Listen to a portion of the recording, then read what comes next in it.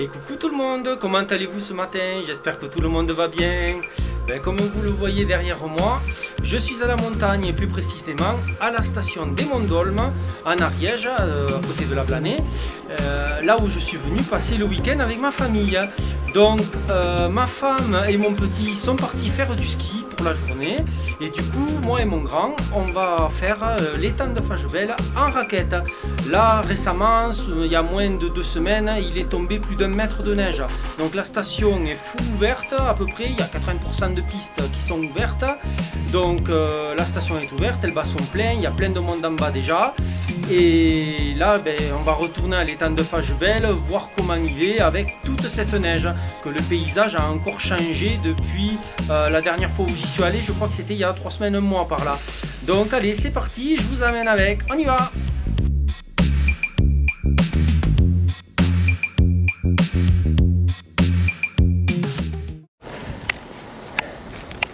Et voilà, on est parti là, on est sorti de l'appartement, on est remonté en haut de la station et là on va aller chercher la piste qu'on prend chaque fois.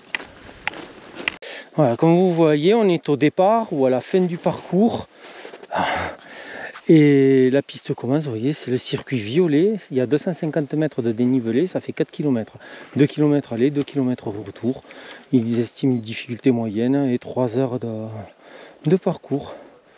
Voilà, et bien allez, maintenant on va mettre les raquettes qui sont par terre et on est parti. Et voilà, ça y est, on a chaussé nos raquettes et là on commence à grimper.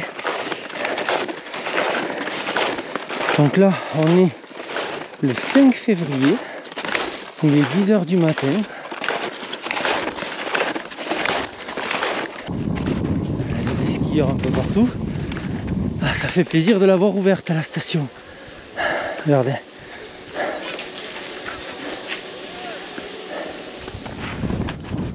Allez. Eh bien, je peux vous dire que cette rando, j'ai l'habitude de la faire à toute saison. Mais là, première sortie raquette de l'année. Ouh, ça tire dans les jambes là. C'est le temps de se chauffer. Après, ça ira mieux, mais c'est vrai que marcher avec du poids au pied, c'est pas tout à fait pareil. Et là, honnêtement, on pourrait mettre les crampons. Je pense que ça tiendrait vu que c'est bien damé.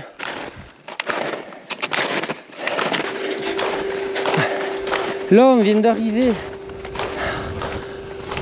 devant des remontes-pentes. Et du coup, ça fait un petit plateau, ça permet de récupérer un peu.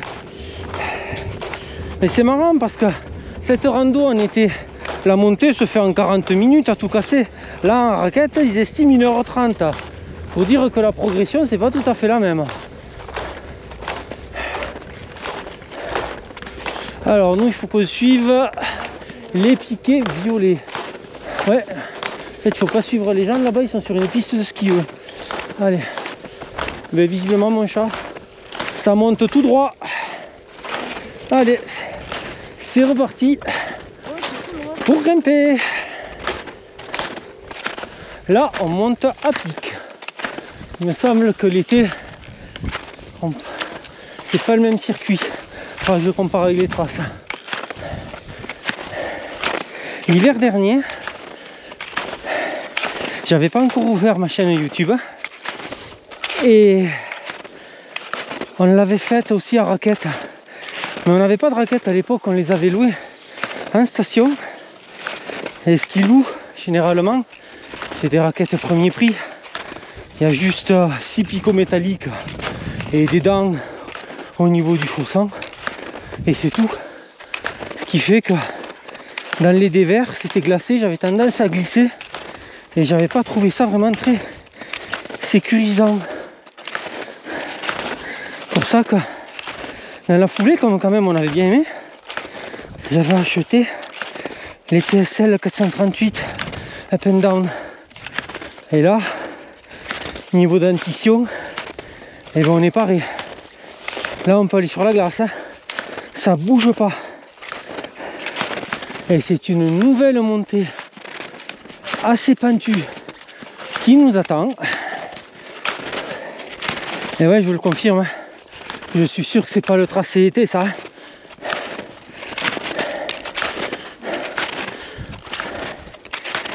Donc c'est quand même assez sympa de le faire en hiver pour varier de l'été.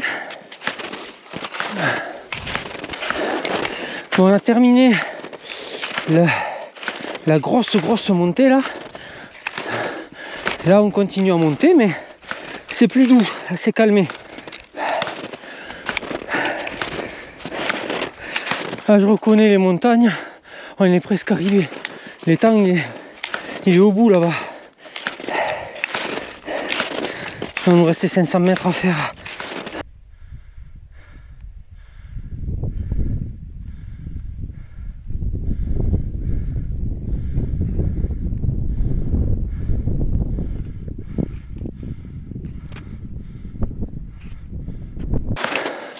On est presque arrivé.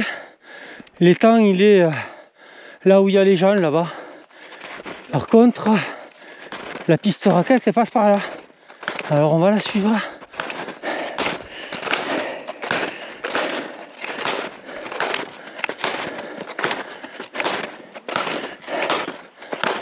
Regardez le point de vue.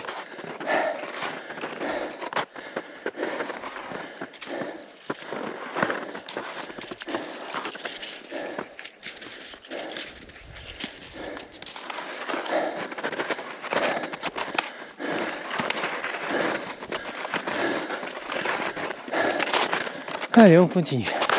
Allez, dernier passage avant d'arriver à l'étang.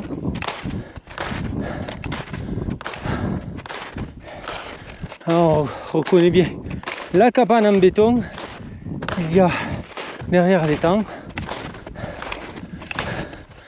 Et là, on montera tout à l'heure en haut parce qu'on aura une vue qui surplombera l'étang. Là on va arriver sur un de ses côtés en suivant cette piste. Et voilà, ma montre indique 2 km et on est arrivé comme nous l'indique le panneau. Et là on voit les tables et chaises qui sont côté gauche du lac quand on y arrive. Allez, voyons voir ça.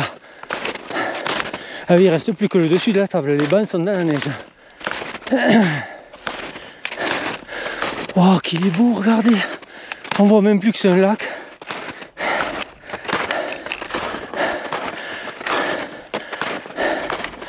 Regardez ça.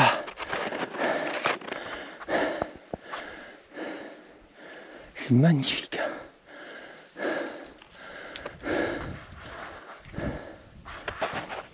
Allez, on va continuer. On va passer sur les hauteurs, histoire de le voir d'un peu plus haut. Ah, il y a 3 semaines, il était glacé. Et là, il est enneigé carrément. C'est vraiment beau de voir les paysages évoluer avec les saisons. C'est jamais les mêmes choses qu'on voit en fait.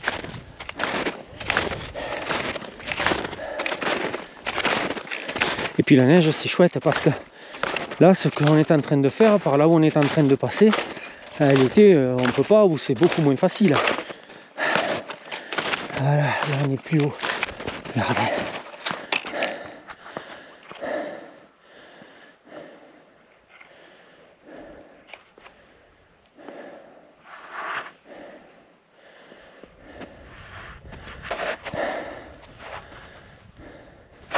Et là-bas en face, vous voyez, là où il y a les skieurs, et bien c'est le chemin qu'on prend pour aller au col d'Api, qui est un peu plus haut là-bas.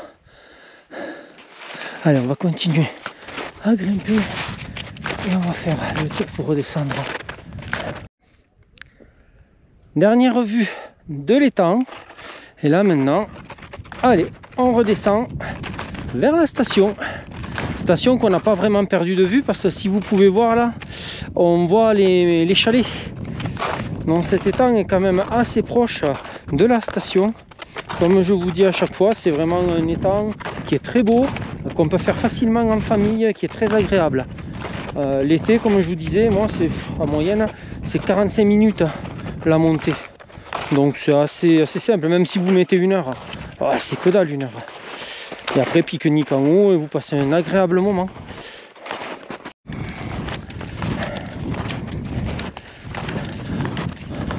On commence la descente et là pour l'instant on n'est pas sur la piste à raquettes. C'est là qu'on est content d'avoir les raquettes plutôt que les crampons. Parce qu'on sent bien pardon, les raquettes qui s'enfoncent un peu, mais pas trop non plus. Là c'est pas damé, c'est de la poudreuse. La neige est encore un peu dure, un peu glacée de la nuit. Oula, oula, en effet, là je m'enfonce bien par contre. Hop là, là je vous confirme, il y a facilement 50 cm là. Et là, on va reprendre la piste de la dameuse. Et la piste à raquettes, elle est juste en contrebas là. On l'a coupé tout à l'heure, cette piste à dameuse. Là, on redescend. Et on a face à nous la station des Monts d'Olme.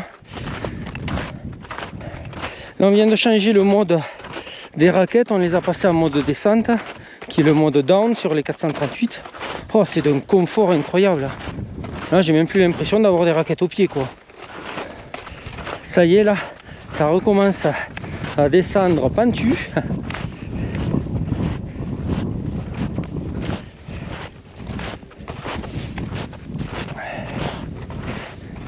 Et là encore, les raquettes sont impeccables.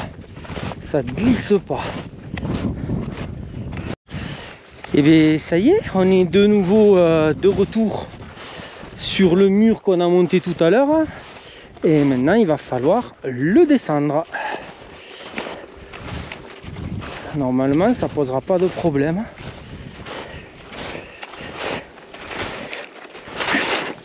Et ça glisse un peu là. La neige se barre. Là, j'y vais mollo. Pour l'instant, les raquettes, elles accrochent comme il faut. Le fiston, lui, lève les pieds. Hein. Il descend sur les fesses. C'est plus pratique, effectivement. Là, on est dans la seconde, ou la première, tout dépend dans quel sens on est, montée à fort dénivelé. Un peu moins fort que le précédent quand même. Et une fois qu'on sera en bas, regardez, on sera en haut de la piste de paillère. Donc après, il suffira de redescendre au parking. Ça va beaucoup plus vite au final à la descente, comme toujours, que la montée. Ça y est, on a fini la descente. Là, on est de retour au niveau des remontes-pentes. Et là, on va aller chercher la piste de paillère. Donc, depuis le début, on suit ces piquets violets qui délimitent notre terrain de jeu. Le vent commence à se lever. Et là, on vient de rentrer dans la piste de paillère. Et donc là, hop, on redescend jusqu'au parking.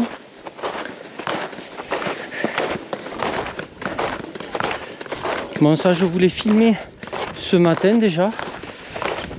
Donc, je vais pas vous le refilmer, ça sert à rien. Je vous retrouve en bas pour le compte rendu de rando habituel. Et je vous dis à tout de suite. Hein. Voilà, je suis arrivé à la station. J'ai pas encore fait la vidéo de fin de compte rendu. Je voulais vous faire revoir un peu la vie de la station quand il y a du monde et de la neige. Regardez un peu. Ah, ça fait trop plaisir de voir ça. C'est comme quand j'étais petit, plein de monde partout.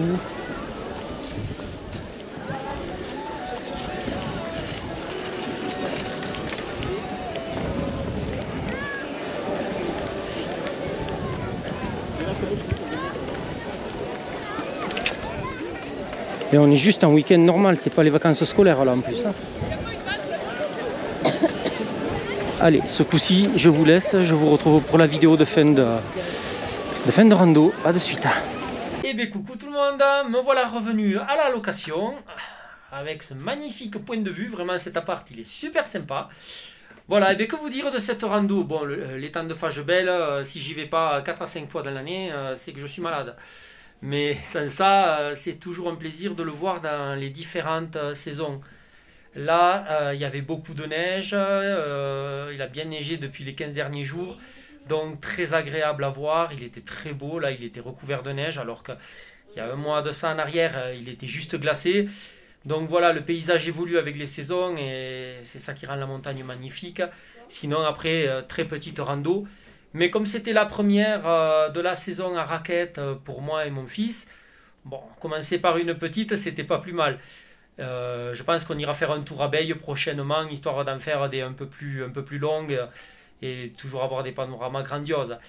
Voilà, et bien écoutez, merci encore d'avoir regardé la vidéo. À tous ceux qui s'abonnent, qui laissent des pouces bleus et des commentaires, ça fait avancer la chaîne qui est toute petite, mais ma foi, ça grandit. Et je vous dis à la semaine prochaine. À bientôt!